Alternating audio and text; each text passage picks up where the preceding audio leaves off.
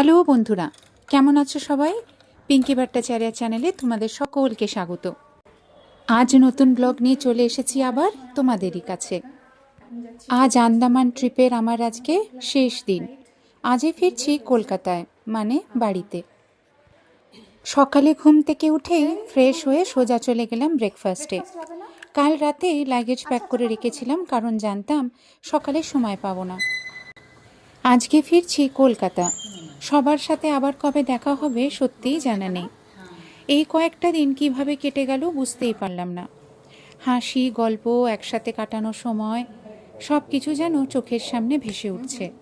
কিছু মানুষ, কিছু মুহূর্ত যেগুলো জায়গা নয়, মনের ভেতরেই থেকে যায়। আজ আমার ছিল 11:30, কিন্তু রিশিডিউল হয়ে সেটা হয়ে গেল 12:15। ব্রেকফাস্ট শেষ করতেই দর্শন ট্রাভেলসের গাড়ি এসে গেল আমাদের নিতে। আমাদের গ্রুপের কেউ কেউ 10 দিনের ট্রিপে বেরিয়েছিলেন, আর আমার ট্রিপটা ছিল 7 দিন 6 রাতের। ফ্লাইটের 2 ঘন্টা আগে এয়ারপোর্টে পৌঁছাতে হয় চেক ইন প্রসেসের জন্য। সময় মতো পৌঁছে গেলাম। এখন আমি পৌঁছে গেছি বীর সাভারকার ইন্টারন্যাশনাল এয়ারপোর্টে। পোর্ট ব্লেয়ারের এয়ারপোর্টটা ছোট, কিন্তু খুব সুন্দর। হ্যাঁ নয় বাবু আকাশা, হ্যাঁ ওরে বাবা, সুইট সুইট। বোর্ডিং পাস নিয়ে চেক ইন করে হাতে তখনও বেশ কিছুটা সময় ছিল, তাই ভাবলাম একটু শপিং করে নিই। নিজের জন্য কিছু ছোটোখাটো জিনিস কিনে নিলাম এই ট্রিপের স্মৃতি হিসেবে।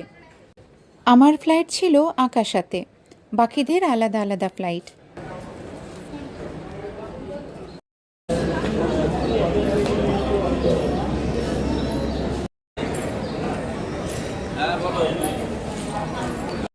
বোর্ডিংয়ের আগে নিজেকে নিয়ে একটু সময় কাটালাম, আর ঠিক তখনই মনে হচ্ছিল, হ্যাঁ, শেষ পর্যন্ত আমি সত্যি একা একা একটা সোলো ট্রিপ করে ফেললাম।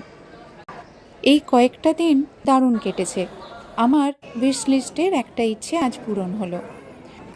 আজ এখানে আমার শেষ দিন। তুমি আমায় অনেক ভালো স্মৃতি দিয়েছ, অচেনা হয়েও খুব আপন লেগেছ। কিছু সময়, কিছু জায়গা যেগুলো হঠাৎ করেই মনের ভেতরে চিরকাল জায়গা করে নেয়। Good bye Andaman. ফ্লাইটে বোর্ড করে আবার পেয়ে গেলাম আমার সেই প্রিয় উইন্ডো সিট।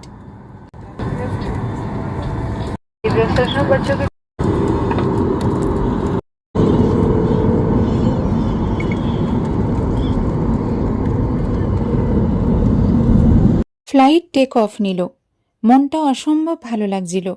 এই ট্রিপে আমি অনেক আনন্দ পেয়েছি।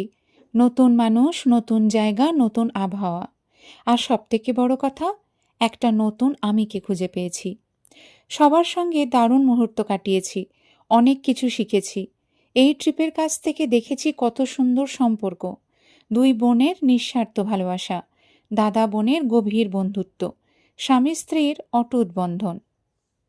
আর বিশেষ করে স্ত্রীর পায়ে সমস্যা থাকলেও কিভাবে স্বামী প্রতিটা পদক্ষেপে তার যত্ন নিচ্ছেন। এই সম্পর্কগুলো বুঝিয়ে দিল সত্যিকারের সম্পর্ক কতটা দামি। এই দিনগুলো সবার সাথে খুব সুন্দর কেটেছে। এই স্মৃতিগুলো মনের ভেতরে সারা জীবনের জন্য থেকে যাবে। ছোটবেলা থেকে আমি কখনো পরিবার ছাড়া একা লং ট্রিপে কখনো কোথাও বেরোইনি, কিন্তু জীবনে কিছু স্বপ্ন আছে যেগুলো একাই পূরণ করতে চাই। আজ আমার ছোট উইশ লিস্টের ডায়েরি থেকে একটা ইচ্ছে পূরণ করতে পারলাম। বাকি ইচ্ছেগুলোও একদিন না একদিন পূরণ করার চেষ্টা করব। এই বিশ্বাসটা আজ আরও শক্ত হলো। চা খেতে খেতে অনেক কথা ভাবছিলাম।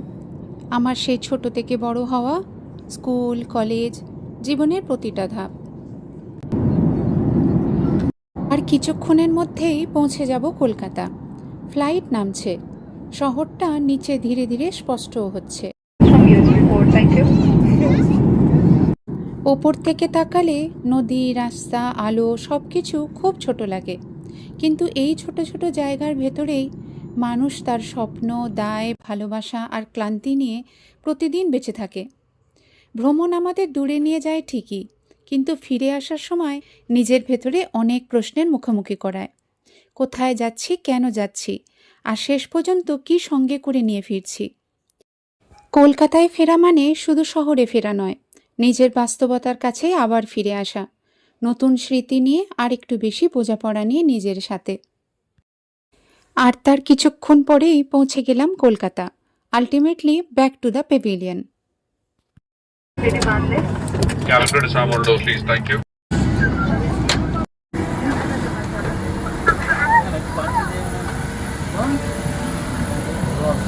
Thank you.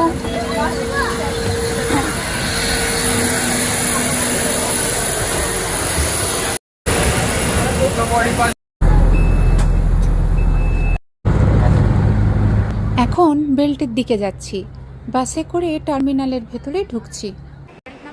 এই সময়ের মধ্যে গাড়িটা নিশ্চয়ই এসে গেছে। লাগেজ নিয়ে বেরিয়ে পড়লাম গাড়ির দিকে। Last back to Kolkata.